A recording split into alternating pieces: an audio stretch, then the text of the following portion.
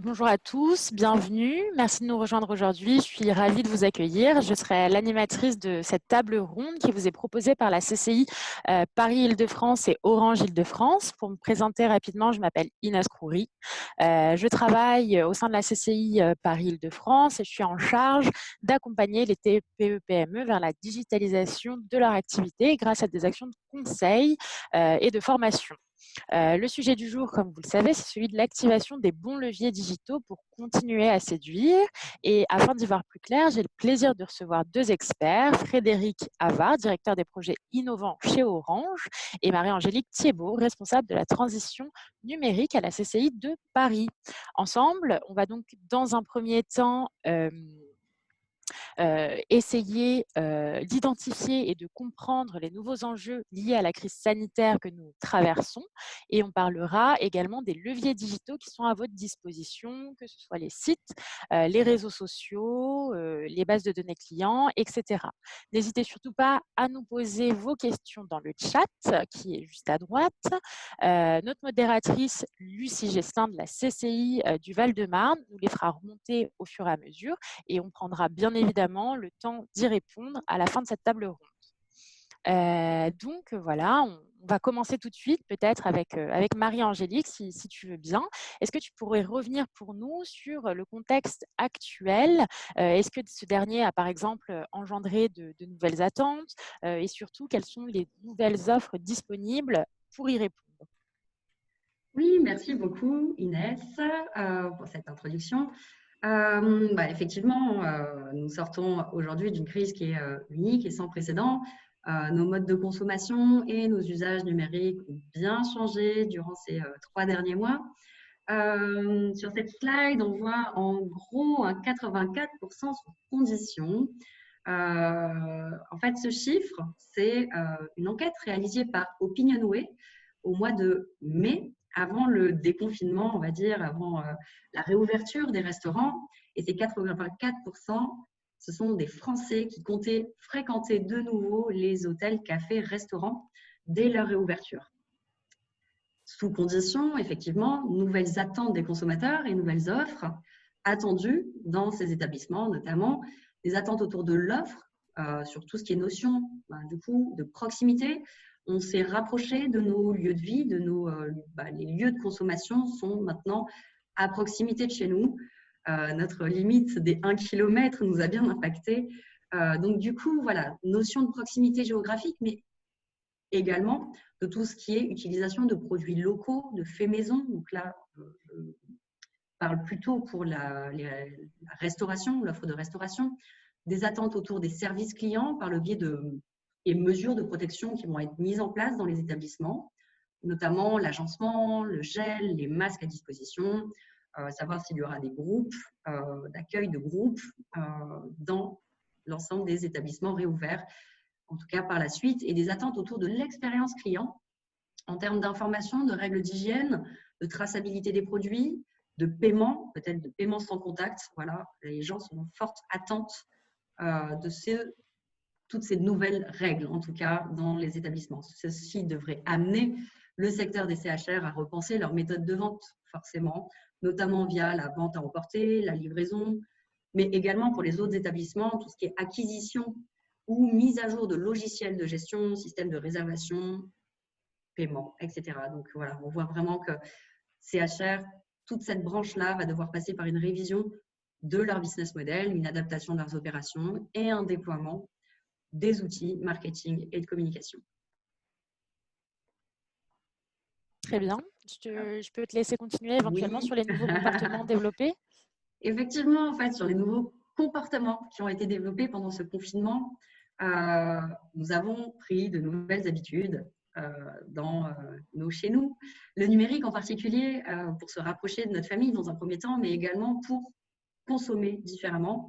Nous avons beaucoup plus consommé sur des plateformes de e-commerce, notamment pour tout ce qui est paiement sans contact, paiement sur le web, des nouveaux comportements également en cuisine, on a vu, comme le retour du fait maison, l'achat de produits frais, locaux, de proximité, qui vont forcément avoir des impacts sur nos exigences et la qualité des offres dans les établissements dans lesquels nous allons retourner. Nouvelles offres d'approvisionnement, on ne s'approvisionne plus du tout de la même manière, on utilise beaucoup plus de click and collect, pourquoi pas de drive, on fait beaucoup plus d'achats en direct chez nos producteurs et on achète très clairement plus d'alimentaire en ligne. On se fait livrer tout simplement. Tout cela représente autant d'opportunités, comme je le disais, pour les restaurateurs et les établissements de manière générale. On constate bien évidemment donc une évolution de la prise en main du digital par les consommateurs. Plus de 2,5 millions de ménages qui ont utilisé le e-commerce pendant le confinement. Près de 10% du coup des ménages qui se sont inscrits sur des grosses plateformes type Amazon, Uber Eats ou Deliveroo. Donc en 2 mois, on a très bien vu, c'est plusieurs années d'acquisition clients qui ont été réalisées. Très bien. Est-ce que, sur le long terme, tu penses qu'il est intéressant pour les CHR de s'adapter ou finalement il ne s'agit que d'une réponse ponctuelle, à cette crise? Non, je pense que ces changements vont s'inscrire vraiment dans la durée, notamment avec le phénomène encore du télétravail qui est assez présent. Une pratique qui était jusqu'ici assez marginale. On a dû et il a fallu s'adapter assez rapidement.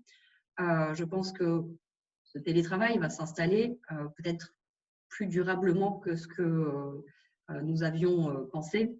Mmh. D'abord pour des raisons qui vont être liées forcément à la saturation des transports, aux règles sanitaires inscrites partout durant tous les prochains mois de prudence qui nous attendent. Ensuite, c'est juste pour des raisons pratiques pour les entreprises et les collaborateurs qui finalement y trouvent un intérêt à potentiellement travailler pas sur site, au bureau, de manière permanente. Donc, on va voir un changement de géographie des repas, bien évidemment, de consommation de manière générale. Donc, voilà, des changements qui vont clairement s'inscrire dans la durée. Peut-être qu'on pourrait passer sur la slide suivante, avant de donner la parole, à Frédéric. Oui. Heu, Frédéric, peut-être que tu as également identifié, des changements d'usage, mais cette fois du côté des entreprises, ou des professionnels. Quelles sont les tendances? Alors effectivement, donc bonjour à toutes et à tous. Donc chez Orange, on est bien placé pour, je dirais, voir l'impulsion et l'inflexion qu'il y a pu avoir dans le trafic et dans l'usage de la donnée, de l'Internet et des communications. Donc nous, ce qu'on a fait comme constat chez Orange, c'est que pendant cette période de confinement, le numérique a fait un bond de plusieurs années en avant. Donc, et on a constaté deux principaux changements profonds qui se sont orchestrés. Le premier, c'est comme le disait Marie-Angélique, le télétravail qui a pris une dimension phénoménale. On a eu 7 fois plus de personnes pendant le confinement qui se sont mis en télétravail et donc qui ont utilisé des outils qu'ils n'utilisaient pas forcément avant, donc ils se sont appropriés, je dirais, au-delà de l'outil, des nouvelles manières de travailler, des nouvelles manières de communiquer, des nouvelles manières de manager aussi des processus ou des projets. Donc ça a vraiment été un usage très très fort. Nous, on l'a ressenti sur nos propres réseaux, hein. On a bien vu cette charge qui a été importante et dès le lendemain, hein, dès le 18 mars, je pense que les personnes n'ont pas attendu. Donc il y a eu une certaine agilité et une certaine réactivité de l'ensemble du corps professionnel France dans ce mode de travail. Ensuite, il y a un deuxième constat qu'on a pu faire. Alors, Orange, on a la particularité d'accompagner aussi bien les entreprises que les consommateurs que nous sommes tous.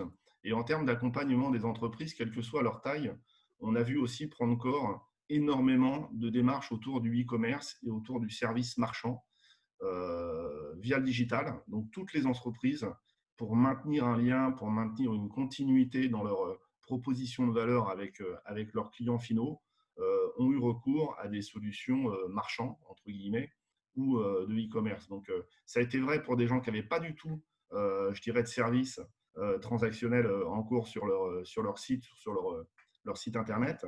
Mais ça a été vrai aussi dans la mise en place de nouveaux services pour des sociétés qui étaient marchands, hein, qui faisaient du transactionnel, donc qui vendaient des produits ou des services pour des restaurants qui proposaient des choses. On a vu tout un tas d'usages nouveaux apparaître. Marie-Angélique le disait, on y reviendra un petit peu tout à l'heure, le drive, le click and collect et d'autres choses.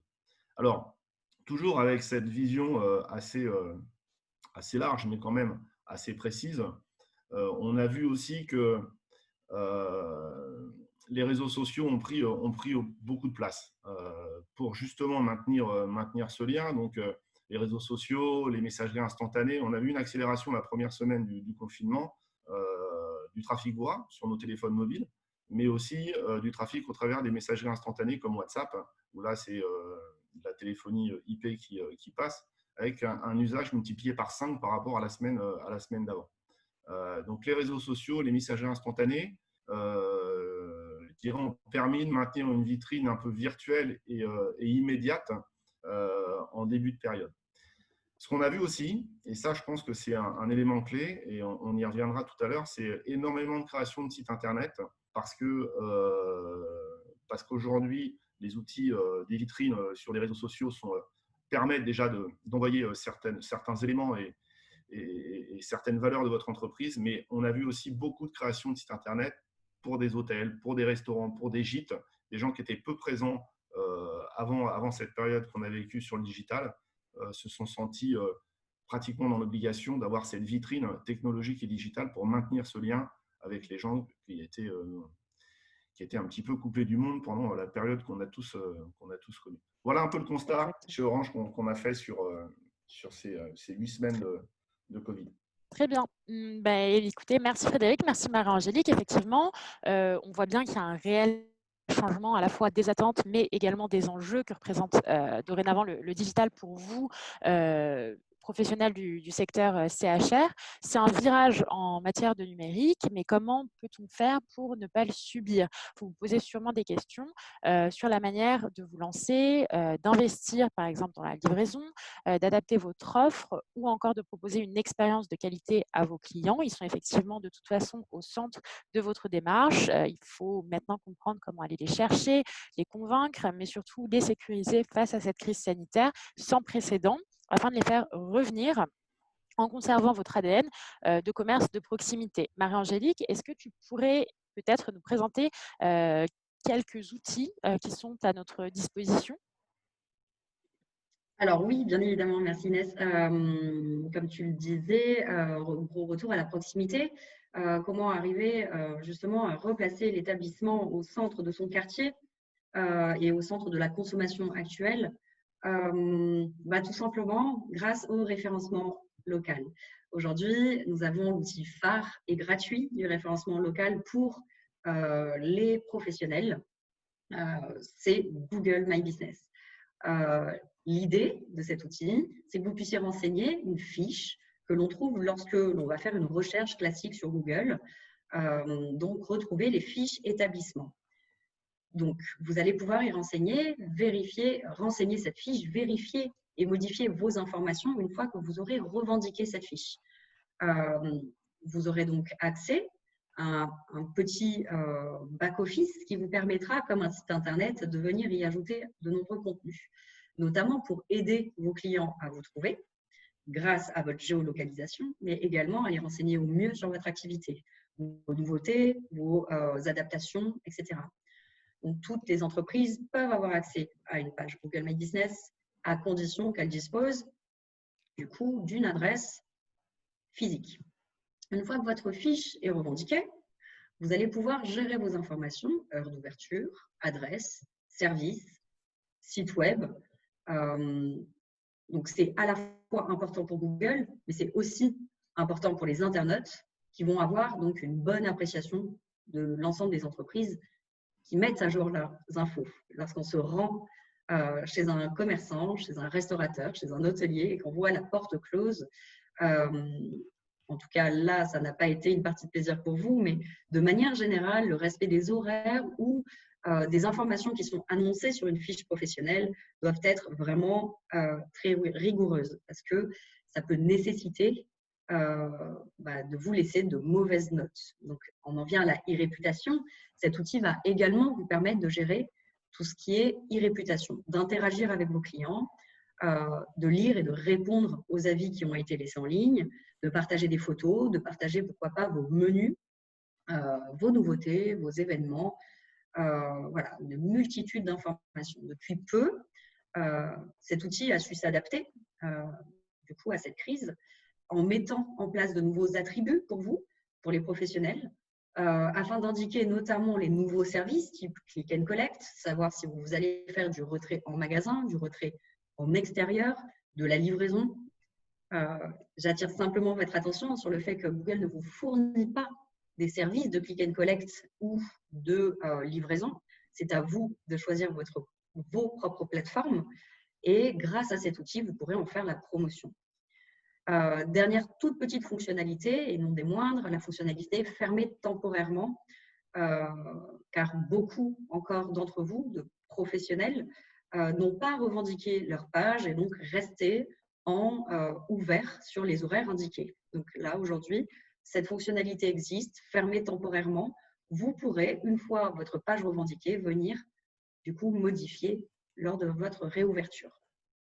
Très bien.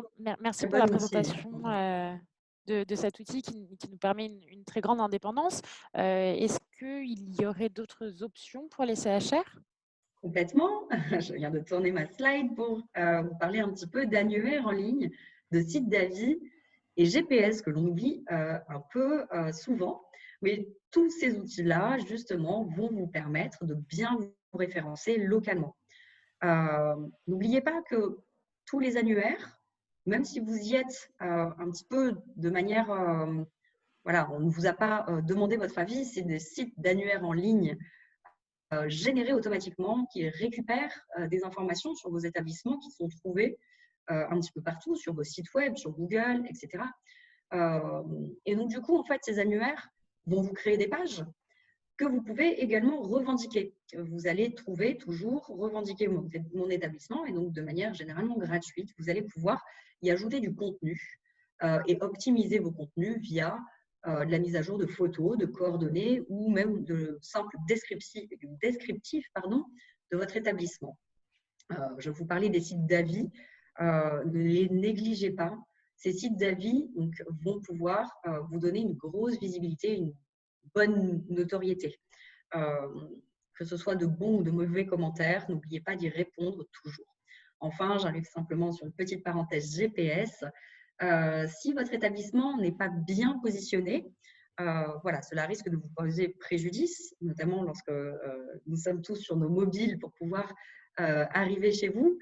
Donc, n'hésitez pas à mettre à jour vos coordonnées, soit sur les outils type Google My Business ou des outils comme Waze, où vous avez un petit Waze Editor qui vous permet justement de replacer vos établissements au bon endroit. Très bien, je te remercie. Maintenant, on va peut-être plus se pencher sur un outil où on va davantage avoir la main et sans passer forcément par un service tiers. J'entends par là tout ce qui est site internet. Il en existe effectivement de plusieurs natures. Frédéric, peut-être que tu pourrais nous éclairer sur les différentes options qui s'offrent à nous et est-ce que tu as des recommandations parmi toutes ces options? Oui, alors avant de faire… merci Inès pour ta question. Donc, avant de faire des recommandations, j'ai voulu balayer un petit peu de manière large l'ensemble des sites Internet possibles et réalisables. Donc, et quelle que soit la nature du site, dès l'instant où vous êtes sur Internet et que vous avez un site Internet, tout ce que vient d'expliquer Marie-Angélique précédemment sur le Google My Business, vous allez effectivement pouvoir bénéficier des prestations qui sont offertes. Effectivement, il y a pas mal de sites Internet. Alors, avant de se lancer sur la création d'un site Internet, ce qui est important, c'est de se poser des bonnes questions. On va retrouver des sites vitrines qui peuvent répondre à une demande. Je pense notamment peut-être à des gîtes ruraux ou à des personnes qui proposent des chambres d'hôtes où on a besoin de mettre en avant, je dirais, la beauté de l'intérieur, les prestations qui sont offertes. Donc, c'est ce qu'on qualifie de site vitrine. On a aussi des sites communautaires qui peuvent donner la possibilité à vos clients d'échanger, de partager des belles expériences gustatives ou des belles expériences de nuitée qu'ils ont pu vivre en se rendant dans vos établissements. Il y a des sites institutionnels du grand classique. Donc, il y en a qui sont très bons dans les grandes entreprises pour faire des beaux sites institutionnels. Il y a les sites marchands. Je pense qu'aujourd'hui, il faut vraiment faut vraiment se lancer sur cette démarche. C'est au-delà de montrer notre capacité à faire, à proposer et à offrir. Il faut vraiment s'inscrire dans une démarche, entre guillemets, marchande ou commerciale avec vos prospects ou avec vos clients et enclencher tout de suite cette relation un petit peu contractuelle et monétaire.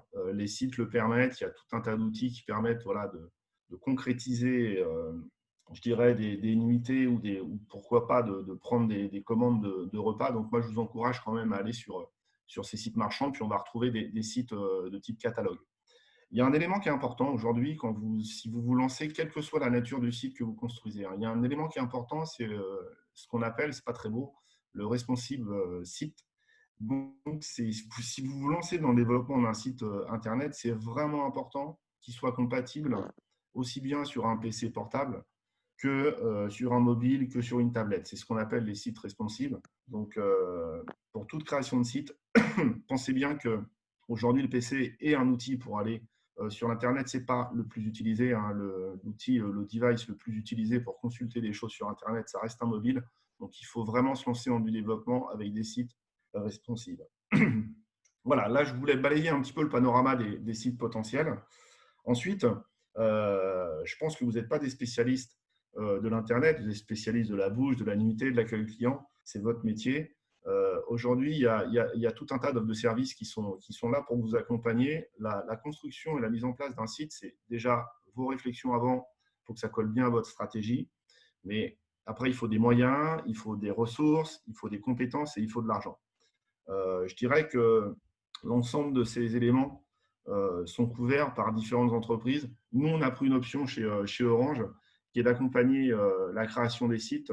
Je dirais, on vous fournit une prestation complètement clé en main, c'est-à-dire que le site, on le fait à votre place avec vos éléments de langage, avec, je dirais, vos lignes de conduite, vos propositions de valeur dans vos métiers qui sont bien respectifs et qu'on ne connaît pas. Et on vous accompagne du début jusqu'à la fin pour vous fournir un site qui soit un site vitrine, mais pourquoi pas aussi un site marchand. Donc, ne soyez pas effrayés par la construction d'un site, par son administration, par sa gestion, parce qu'un site, ça se gère aussi.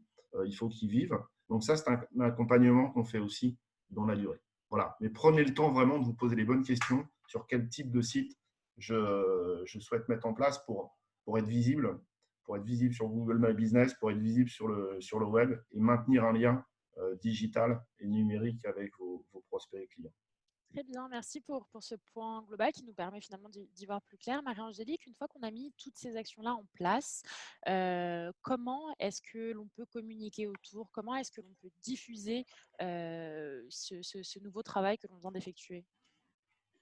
Alors, effectivement, on peut faire un lien assez rapide. Alors, attendez, hop là, je change de slide. Avec les réseaux sociaux. On a vu déjà comment développer notre Google My Business et nos annuaires, du coup, pour le référencement local, pour rayonner localement. Tout ça donc, a une réelle synergie avec notre site web, une fois qu'il sera développé. Et sur notre site web, nous pouvons, du coup, y glisser des petits boutons pour arriver sur nos réseaux sociaux. Et inversement, de nos réseaux sociaux, arriver à notre site web. Les réseaux sociaux, souvent, vous vous posez la question, oui, il faut y être. C'est pas il faut y être.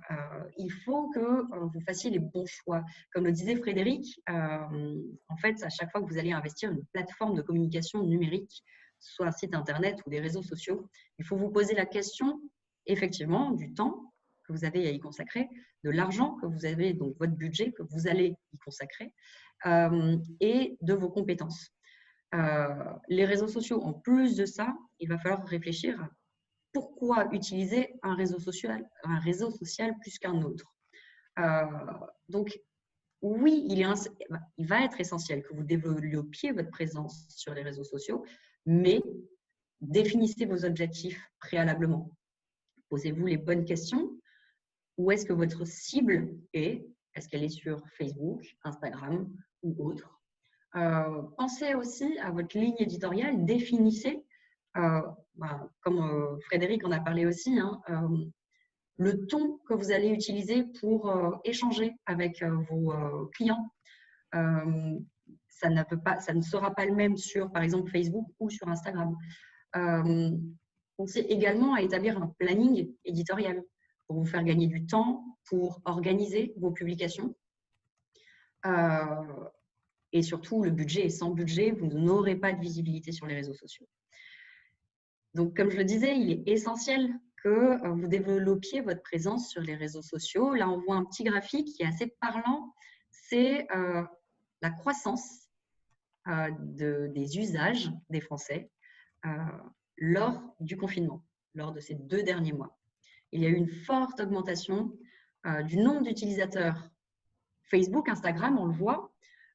Sur, du coup, Facebook, il y a eu 45% de prise en main supplémentaire des 18-34 ans et un tout petit peu moins sur les 35-54. Donc, on voit vraiment que beaucoup de personnes ont repris ou en tout cas ont pris en main Facebook.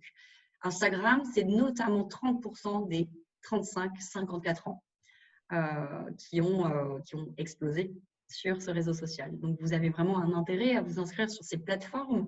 Ne le faites pas à la hâte, ne développez pas des pages qui vont rester vides ou qui vont être très peu alimentées. Votre contenu va être essentiel pour attirer le client chez vous. Donc, ne vous lancez pas sans stratégie au préalable. Ça pourrait vraiment vous desservir. Un réseau social vide peut faire partir le client. Donc, vraiment, n'hésitez pas. On y reviendra, mais la Chambre de commerce peut vous accompagner sur ces thématiques-là. Vous accompagner notamment gratuitement si vous êtes déjà installé en région parisienne. Donc, on y reviendra, mais on peut travailler ensemble sur votre stratégie digitale et notamment votre stratégie réseaux sociaux. Très bien, merci Marie-Angélique. Peut-être qu'on pourrait te solliciter, Frédéric, sur ce sujet. Est-ce que tu pourrais nous partager ton expérience Orange en termes d'image de marque et d'ADN d'entreprise? Oui, alors moi je vais partager sûrement, j'enfonce peut-être une porte ouverte, mais comme je le disais en introduction, on est présent dans le monde entreprise, on est présent dans le monde du grand public auprès des consommateurs et on est très présent sur les réseaux sociaux. Donc on a des pages Facebook, on a des comptes Instagram. Et on a un compte institutionnel qui est orange.fr. Il y a 2 éléments qui sont clés, qu'on conserve dans toutes nos communications et quel que soit le support. Et ça, c'est vraiment quelque chose qui est très marqué chez Orange. Qu'on soit en train de communiquer via Facebook sur l'ouverture d'une boutique ou des outils de promotion, d'ouverture d'accueil dans une boutique, on peut passer par une page Facebook, ou qu'on souhaite mettre en avant, je dirais, l'avancée de travaux ou d'espaces de travail chez Orange, on va utiliser Instagram. Notre communication Soch, qui est plutôt sur des teenagers plutôt que des seniors, parce que l'offre Soch répond plus à ça, qui se passe aussi beaucoup sur Instagram. Il y a 2 critères de base qu'on s'efforce de maintenir sur tous nos supports de communication, que sont l'ADN. Il faut que dans la page Facebook, dans les communications Instagram, on retrouve l'ADN Orange, ou même sur le site institutionnel. Et deuxièmement, qu'on véhicule à chaque fois une valeur forte du groupe. Donc, comme le disait Marie-Angélique, vous pouvez avoir un site internet, un Facebook, un Instagram, un WhatsApp, pourquoi pas. Il faut qu'à chaque fois que la personne passe par l'un de ces supports et voit votre entreprise, elle retrouve son ADN, elle retrouve sa raison d'être, entre guillemets. Elle ait vraiment l'impression d'être chez vous, quel que soit le réseau social utilisé. En tout cas, nous, c'est vraiment quelque chose de très ancré chez nous, à la direction de la com corporate.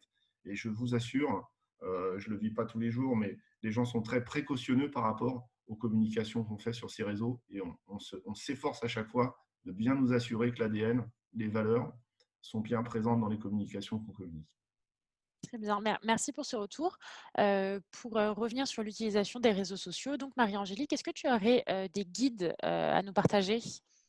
Oui, oui, oui.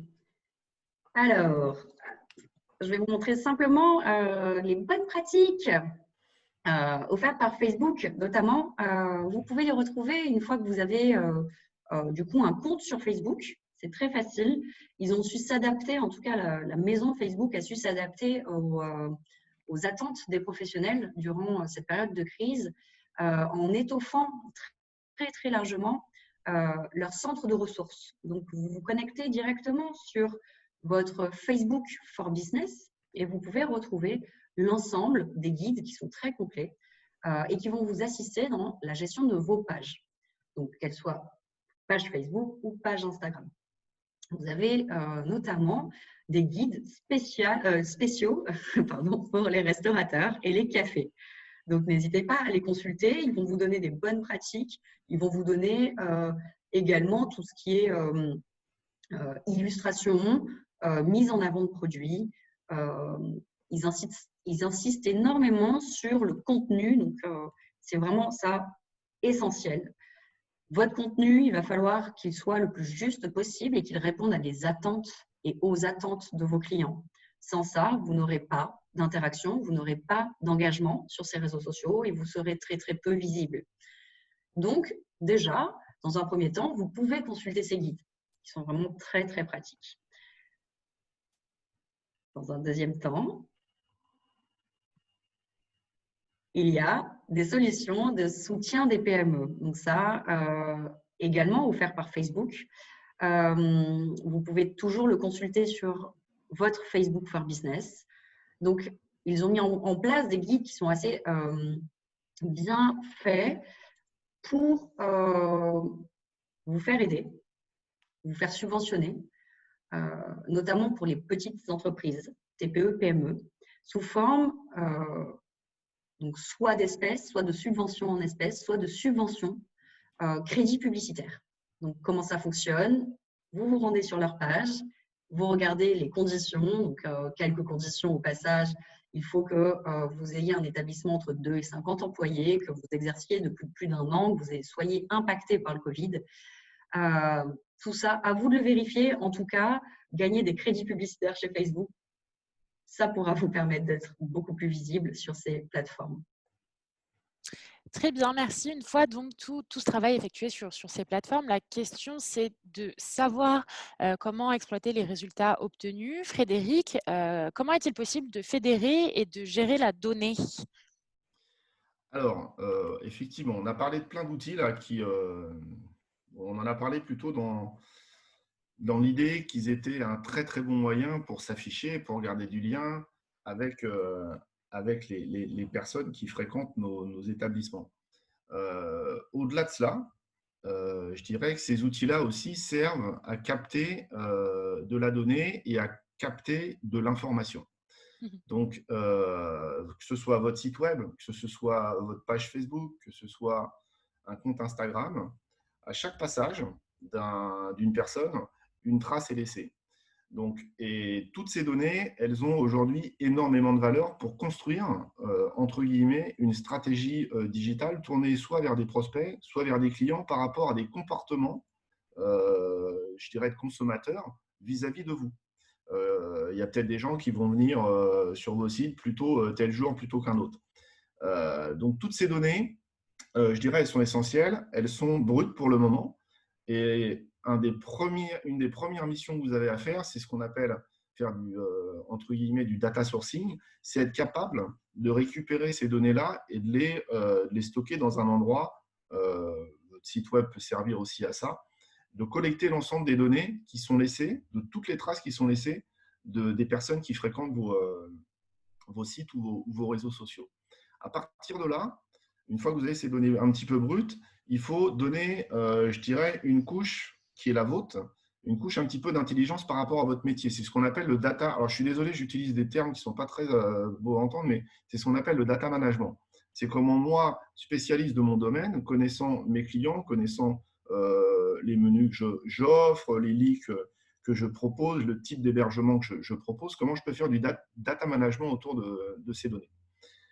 Data management, c'est de prendre une donnée d'un Facebook, de la croiser avec, en fin de compte, la même personne qui a laissé une trace sur Facebook et qui est aussi qui vient régulièrement sur le site web. Comment je peux la transformer entre guillemets en données enrichies, en données intelligentes. Et une fois qu'on a fait ça, une fois qu'on a une bonne maîtrise de sa connaissance client, là, on va pouvoir utiliser des outils beaucoup plus personnels avec une communication entre guillemets de personne à personne via des newsletters, via des outils de SMS en masse, des mails en masse aussi.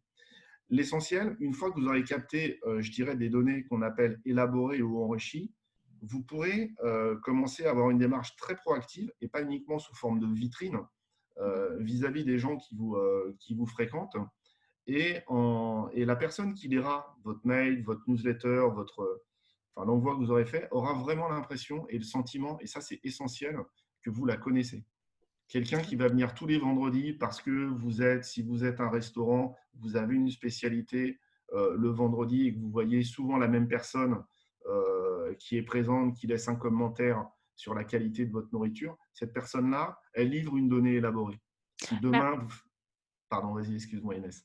Non, je t'en prie, je te laisse finir avant de passer à la présentation de l'offre et aux questions. Non, mais vas-y. Voilà, je pense que j'ai été clair. Très bien. Bon, en tout cas, merci pour ce point. Je pense que voilà, rapidement, on va pouvoir vous présenter les différentes solutions gratuites, payantes, subventionnées que vous propose Orange, que vous propose la CCI, avant de répondre aux questions que vous nous avez posées. Donc, première question pour Frédéric.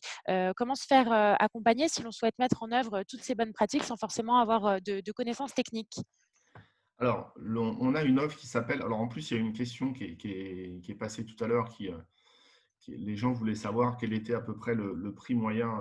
Donc, nous, on a D'un une site offre internet, ouais. voilà, d'un site internet. Donc, on a une offre qu'on appelle site web clé en main chez Orange, avec une profondeur de gamme où on peut développer avec vraiment le soutien des experts Orange pour intégrer, je dirais, vos souhaits et créer votre site internet. Donc, on a des sites vitrines à Peut-être qu'on peut partir… afficher la slide qui présente cette offre sur Orange. Voilà. Donc, on a un site vitrine, qui est le site catalogue vitrine que je vous ai présenté tout à l'heure à 39 € par mois. Et on peut aller jusqu'au site qu'on appelle marchand e-commerce à 99 € par mois.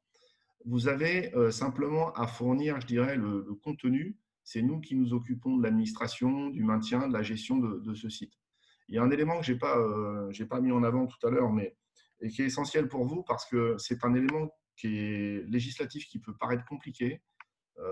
C'est sur la sécurité des données. L'ensemble des sites qui sont développés par Orange, par nous, là, sont hébergés dans des clouds qui sont souverains en France, qui garantissent donc, je dirais, les bonnes règles liées à la CNIL, liées à RGPD. Donc ça, c'est des sujets que vous n'avez pas besoin d'embarquer dans votre réflexion. Un accompagnement sur un site clé en main avec Orange, au-delà de l'accompagnement humain et du développement, c'est aussi la garantie d'une protection totale sur la partie legacy données. Et ça va de 39 € à 99 € pour répondre à la question qui était posée. Parfait. Merci pour ce point. Et Marie-Angélique, du côté de la CCI, on a eu des questions, notamment pour savoir si on pouvait se faire accompagner. Donc est-ce que peut-être que tu pourrais nous présenter quels sont les experts à disposition? Est-ce que c'est de l'accompagnement individuel, collectif? Est-ce qu'il y a des options de financement également qui sont prévues pour les CHR, gratuits ou non? Alors oui, merci Inès. Effectivement, en fait, à la Chambre de commerce, on a de nombreuses solutions d'accompagnement, notamment sur le digital, pour les CHR. En fait, tout va dépendre. Si vous êtes installé à Paris, que vous avez votre établissement qui est à Paris ou en région parisienne, les chambres de commerce vous accompagnent sur l'ensemble en fait, de votre stratégie digitale. Donc, ce sont des accompagnements gratuits cofinancés par le Fonds social européen et la Chambre de commerce. Nous vous accompagnons notamment par le biais individuel, par le biais de diagnostic et de coaching individualisé, ou par le biais d'accompagnement collectif. Nous faisons un petit peu partout en Île-de-France des ateliers thématiques. Nous organisons des formations, des événements. Donc, n'hésitez pas à regarder les sites web des chambres ainsi que le site web des digiteurs. Pour ça, vous allez y retrouver l'ensemble de nos offres. Vous avez également des accompagnements de type formation très spécifiques qui sont finançables par votre CPF notamment. Voilà, c'est à peu près tout. Après, nous avons un dernier volet qui est assez intéressant pour les établissements installés de moins de 10 salariés, vous pouvez bénéficier en fait d'une aide de 1 500 € également. Donc, c'est un chèque qui est financé par la région, le chèque numérique. Ce chèque, il finance notamment tous vos achats en matière de digital. Pour avoir toutes les modalités, n'hésitez pas, vous nous contactez, on vous répondra bien évidemment. On peut même vous accompagner dans vos démarches pour vous inscrire à l'éligibilité de ce chèque numérique. Très bien, merci Marie-Angélique. On va donc maintenant passer aux questions. Il nous reste quelques minutes. Tout d'abord, une question pour Frédéric à propos des données. Léa qui nous demande quelles sont les données à collecter et Hervé qui vous demande d'être peut-être un peu plus précis sur les données élaborées et si vous pouviez donner des exemples. Oui, alors je fais. Alors, toutes les données, dès l'instant où quelqu'un laisse une trace d'un passage sur votre site, sont des données qu'il faut collecter. Après, il faut les faire parler. Donc, c'est ce que j'appelle moi de la donnée brute. Quelqu'un qui vient vous payer, alors je vais être dans l'exemple hôtel ou restaurant, mais quelqu'un qui vient vous payer une chambre ou vient vous payer, comment dirais-je, un repas, ça, c'est de la donnée qu'il faut collecter. Ensuite, la différence entre une donnée brute, qui est la donnée entre guillemets transactionnelle, et la donnée élaborée, dans vos métiers, alors vous n'avez pas tous des outils, mais dans vos métiers, vous pouvez ajouter une valeur à cette personne qui est venue, par exemple, consommer dans votre restaurant. Et la donnée élaborée, c'est cette personne est venue consommer, elle a pris, je sais pas, elle a pris tel repas. Si cette personne est une personne qui fréquente votre établissement tous les 2 mois, le but, c'est pas de récupérer la donnée à un instant T et à un autre instant 2 mois après, c'est de dire que cette personne, elle a fréquenté votre établissement tous les 2 mois. Peut-être pour une bonne raison, peut-être qu'elle n'habite pas à côté de chez vous, mais qu'à chaque fois qu'elle vient à Paris, eh ben, elle vient manger dans votre restaurant. Ça, c'est une donnée, entre guillemets, qui est importante pour vous. Et pourtant, vous avez 2 données brutes, 2 fois des données transactionnelles sur cette personne-là, mais vous encapsulez un élément supplémentaire qui est la fréquence. Et la fréquence, vous ne l'avez pas. Et ça, c'est une valeur ajoutée qui crée une donnée, entre guillemets, enrichie ou une donnée que je qualifie d'élaborée. Je ne sais pas si je réponds complètement bien à la question, mais… N'hésitez pas à nous dire dans les commentaires, ouais, n'hésitez pas. Après, voilà, j'ai d'autres exemples directement. sur la nature des produits qu'on consomme. Enfin, voilà, des gens qui ont l'habitude de consommer, par exemple, tel produit, je pense que c'est des données qui peuvent être utiles pour installer derrière une relation très personnelle quand vous allez prendre contact avec elle et quand vous allez, sous forme d'SMS, sous forme de newsletter, communiquer sur un sujet qui, selon vos données élaborées, répond aux attentes de cette personne. Merci. Question pour Marie-Angélique. Est-ce que tu as des pistes pour réussir à faire supprimer des vieilles photos sur Google My Business rapidement? Alors oui, ça c'est toujours un petit peu une question. Alors, en fait, tout va dépendre. Si c'est des photos que le professionnel a postées lui-même, il n'y aura aucun problème. Vous pouvez vous rendre dans votre interface, dans l'onglet photos et accéder à votre petite delete, donc la petite poubelle. Si c'est une photo publiée par un client, donc là, ce sera un petit peu plus compliqué. Il faudra que vous alliez donc, sur votre photo, sur cette photo publiée, toujours 3 petits points en haut de la photo, et vous allez demander de la faire supprimer par Google. Actuellement, les délais sont vraiment très, très rallongés. Il y a eu énormément de demandes. Ça devrait se calmer dans les mois à venir. En revanche, voilà, il faut clairement faire une demande auprès de Google avec un motif spécifique à mentionner pour que Google puisse retirer cette photo. Très bien. Merci. Une question cette fois pour tous les deux. Bernadette nous demande si on est une association, est-ce que vous nous accompagnez? Quel est l'accompagnement? Frédéric, peut-être tout d'abord? Oui, alors nous, on accompagne tout type de structure, hein, que ce soit une structure associative, que ce soit une structure SA, une entreprise. Tout ce que j'ai décrit précédemment, on accompagne les entreprises sur le site Internet. On accompagne aussi en termes de… On a parlé du référencement tout à l'heure, mais je vous encourage aussi à aller faire un tour sur un site qui s'appelle visibilité.orange.fr, où là, il y a tout un tas d'accompagnements aussi de la part d'Orange pour des assos, pour des boîtes, sur comment devenir visible. Donc, il y a des experts qui vous conseillent. Oui, la réponse, c'est oui, hein. On Oui, accompagne aussi des associations, hein, bien sûr. super. Et Marie-Angélique, du côté de la CCI? Alors, également à la Chambre. En revanche, aujourd'hui, sur des programmes que l'on a et dont je vous parlais tout à l'heure, qui sont cofinancés par l'Europe et donc avec un impact indolore pour le professionnel, ces accompagnements ne seront hélas pas proposés aux associations. En revanche, vous pouvez venir nous voir si vous avez une quelconque demande, enfin voilà, sur toutes les thématiques. La Chambre de commerce se fera un plaisir de vous accompagner, que ce soit dans le digital, ou sur les autres domaines, que ce soit ressources humaines, création, enfin voilà, il y a vraiment tous les domaines traités, donc n'hésitez pas à vous rapprocher de nos services. Très bien. Question pour Frédéric. On nous demande si le type de carte de crédit utilisé par le client est une donnée qu'on peut récupérer.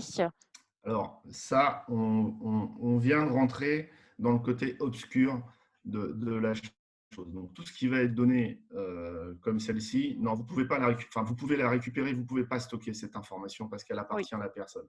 Une carte Platinum, une carte Premium, vous ne pouvez pas dire Monsieur Martin m'a payé avec une Platinum ou m'a payé avec une Premier. Non, ça, vous ne pouvez pas le faire. Parce que là, vous êtes, entre guillemets, un petit peu hors la loi. Vous n'êtes pas conforme CNIL et RGPD.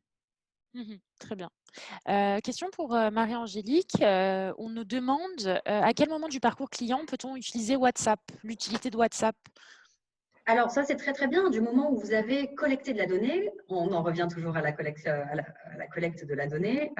Attention toujours à bien sécuriser ces données et à demander du coup l'avis et à faire valider avec vos clients, notamment sur des numéros de téléphone portable.